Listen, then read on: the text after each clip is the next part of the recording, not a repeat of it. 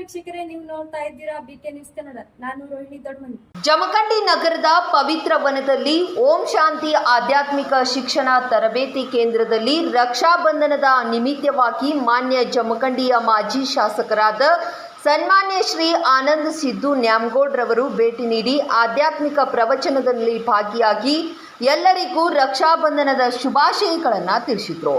ಇದೇ ಸಂದರ್ಭದಲ್ಲಿ ಕು ಮೀರಾ ಅಕ್ಕನವರು, ಮಾಜಿ ವಿಧಾನ ಪರಿಷತ್ ಸದಸ್ಯರಾದ ಸನ್ಮಾನ್ಯ ಶ್ರೀ GS ನ್ಯಾಮಗೌಡ್, ನಗರಸಭೆ ಅಧ್ಯಕ್ಷರಾದ ಸನ್ಮಾನ್ಯ ಶ್ರೀ ಈಶ್ವರ್ ವಾಳೆನ್ನವರ್, ಮಾಜಿ ಅಧ್ಯಕ್ಷರಾದ ಶ್ರೀ ಪರಮಾನಂದ್ ಗವರೋಜಿ ಹಾಗೂ ಓಂ ಶಾಂತಿಯ ಭಕ್ತ ಸಮೂಹ, ಸಾರ್ವಜನಿಕರು ಮತ್ತು ಪತ್ರಿಕಾ ಮಾಧ್ಯಮ ಮಿತ್ರರು ಉಪಸ್ಥಿತರಿದ್ದರು.